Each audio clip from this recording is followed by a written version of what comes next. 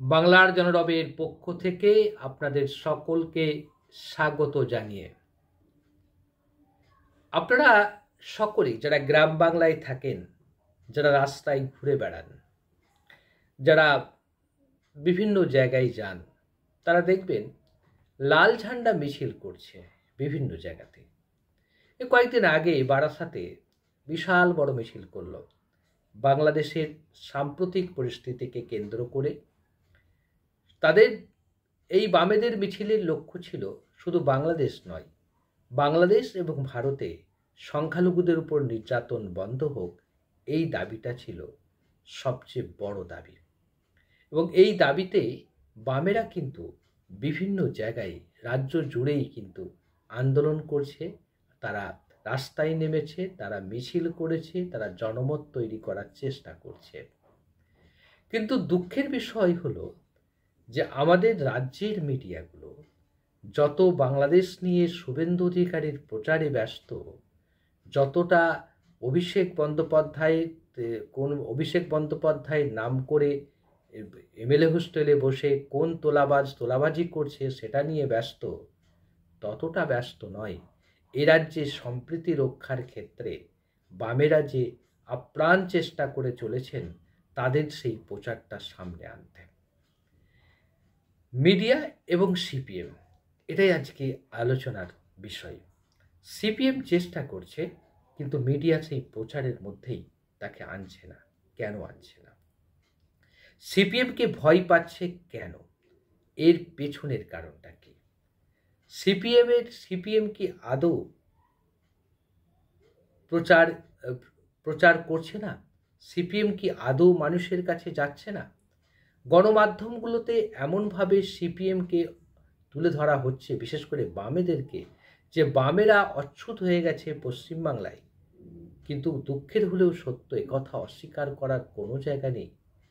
তৃণমূল কংগ্রেসের নেতারাও যখন গ্রাম বাংলায় বাড়িতে যেতে পারছেন না, মানুষের কাছাকাছি পৌঁছাতে পারছেন না, তখন কিন্তু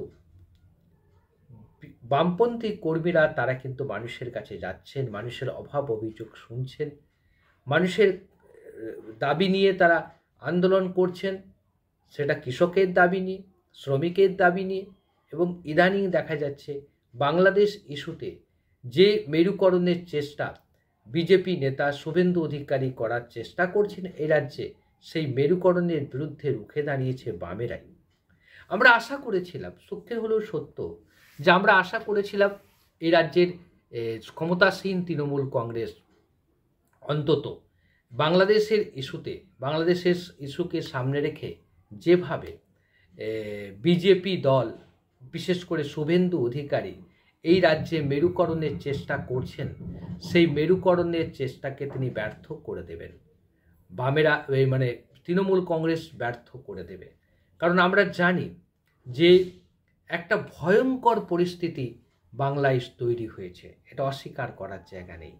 এমন একটা সিচুয়েশন তৈরি হয়েছে যে বাংলায় যে কোনো সময় বড় ধরনের কিছু ঘটনা ঘটে গেলে অবাক হওয়ার কিছু থাকবে না। এটা আমাদের মাথায় রাখতে হবে। আমরা কোথাও যেন একটু দূরে সরে যাচ্ছি, কোথাও যেন একটা অনীহা দেখাচ্ছি। এই অনীহাটা কেন দেখানো হচ্ছে? এখন জেলায় জেলায় বামেদের জেলা সম্মেলনগুলো হচ্ছে, বিশেষ করে সিপিএমের জেলা সম্মেলনগুলো হচ্ছে, তারা জেলা সম্মেলন নিয়ে ব্যস্ত আছে। এই ব্যস্ততার মাঝেও তারা কিন্তু চেষ্টা করছে গ্রাম বাংলায় সাম্প্রদায়িক সম্প্রীতিকে অক্ষুণ্ণ রাখার জন্য।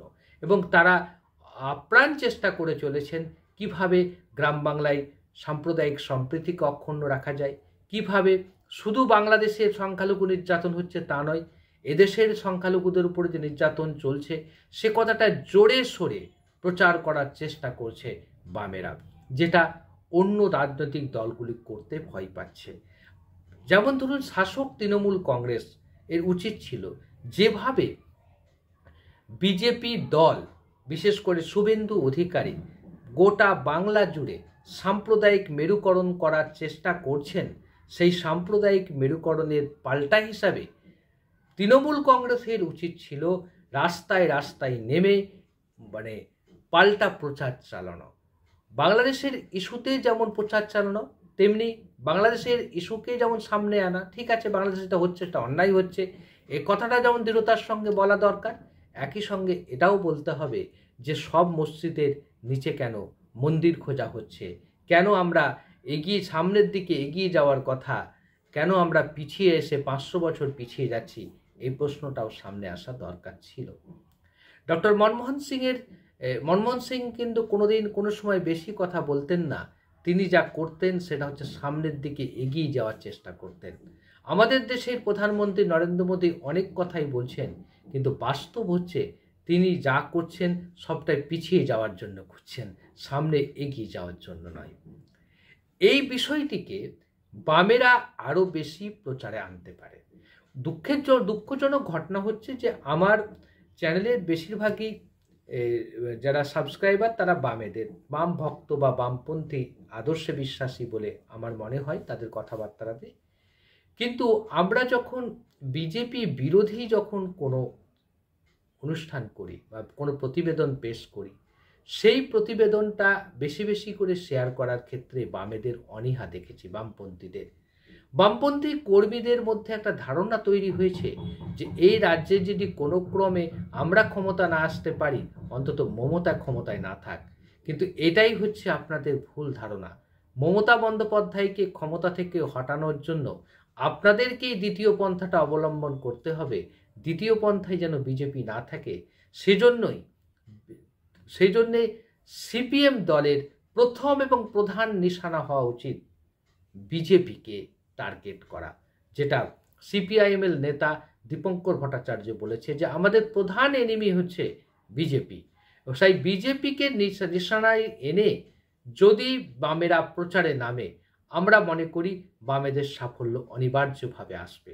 আরেকটা বিষয় মনে রাখবেন, দিল্লিতে যদি মোদী সরকার না সরে ততক্ষণ কিন্তু পর্যন্ত বাংলায় কোনো পরিবর্তন হবে না। কেন হবে না সে ব্যাখ্যার মধ্যে আমি যাচ্ছি না, কিন্তু যদি আপনাদেরকে সামনের দিকে এগোতেই হয়, তাহলে আপনাদের ওই মাসেতুংয়ের কথাতে head of the bombing policy, অর্থাৎ মাথায় ধাক্কা মারো, মাথায় আঘাত করো, যেখানে যেই জায়গা থেকে উৎস হচ্ছে সেই উৎস মূলে পৌঁছাতে হবে। আপনারা সেই উৎস মূলে পৌঁছানোর চেষ্টা করুন, এটুকু বলতে পারি। তা সুতরাং আপনাদেরকে মিডিয়া প্রচার দেবে না। মিডিয়া প্রচার দিলে, সিপিএমের কথা মিডিয়া প্রচার দিলে সিপিএম দ্রুত মানুষের কাছে পৌঁছে যাবে। এটা সবচেয়ে বড় বিষয়। এটা চাইছেন না এই দেশের কিছু গণমাধ্যম, এবং এই গণমাধ্যমগুলোর যারা মালিক আছে তারা চাইছেন না কোনোভাবেই বামপন্থীরা এগিয়ে আসুক। সুতরাং গণমাধ্যম মিডিয়া, তথাকথিত বড় মিডিয়া বামপন্থীদের মিছিল মিটিংয়ের প্রচার দেবে না। সুতরাং বামপন্থীদের কাজটা করে যেতে হবে, নিবিড় জনসংযোগ করে যেতে হবে, মানুষের কাছে যেতে হবে। মিডিয়া কেন প্রচার দেবে না, তার কারণটা হচ্ছে বামপন্থীরা যদি উঠে আসতে পারে, বামপন্থীরা যদি একবার ক্ষমতার কাছাকাছি পৌঁছে যেতে পারে, তাহলে এই যে যারা দিনের পর দিন মানুষের সঙ্গে প্রতারণা করে ব্যবসা করছে, শিল্পপতি গোষ্ঠী যারা ব্যাংকের লোন নিয়ে শোধ করছে না, সেই সকল শিল্পপতি গোষ্ঠীর বিরুদ্ধে লড়াইটা শুরু হয়ে যাবে বামপন্থীদের এই ভয় থেকে। কারণ মনে রাখবেন যে এদেশের যত সংবাদ মাধ্যম তার অধিকাংশই হচ্ছে শিল্পপতি গোষ্ঠীর হাতে। সুতরাং শিল্পপতি গোষ্ঠীরা তারা চাইছেন যে আমরা আমাদের ব্যবসাকে বাড়ানোর জন্য যে সরকারকে বসানোর দরকার সেই সরকারকেই তারা সমর্থন করবে। অর্থাৎ সেই সরকারকে সমর্থন করবে মানে হচ্ছে তাদের মিডিয়া সেই দলের হয়ে প্রচার করবে। সেই জন্যই দেখবেন সবসময় বিজেপির যত প্রচার হয় তত প্রচার হয় না কংগ্রেসের, তত প্রচার হয় না বামেদের। কারণটা হচ্ছে বামেদেরকে আরও বেশি ভয় পায়, কারণ বামেদের ভয় পায় অন্য একটা জায়গা থেকে। বামেদের উত্থান হলে আরএসএসের উত্থান কমে যাবে, বামেদের উত্থান হলে বিজেপির উত্থান কমে যাবে। সুতরাং মিডিয়া এবং সিপিএম এই দুটো একে অপরের মিল হতেই পারে না। যাই সিপিএম নেতারা মনে করছেন যে মিডিয়াতে আমাদের কেন খবর দেখাচ্ছে না, তারা ভুল করছেন। কারণ মিডিয়াতে আপনাদের কোনো কালেই দেখাবে না, এই বুর্জোয়া মিডিয়াগুলো দেখাবে না।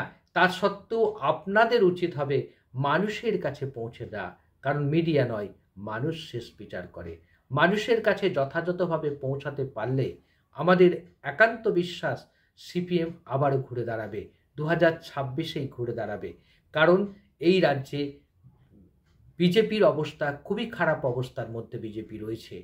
সুতরাং বিজেপির এই খারাপ অবস্থাতেই সিপিএমের ঘুরে দাঁড়ানোর সময়। কিভাবে ঘুরবে পরবর্তী কোনো একটা এপিসোডে বলবো। আজ এই পর্যন্ত। আপনাদের অনুষ্ঠান কেমন লাগছে? যদি ভালো লাগে লাইক করবেন, শেয়ার করবেন, সাবস্ক্রাইব হবেন, আমাদের পাশে দাঁড়াবেন। আজ এই পর্যন্ত।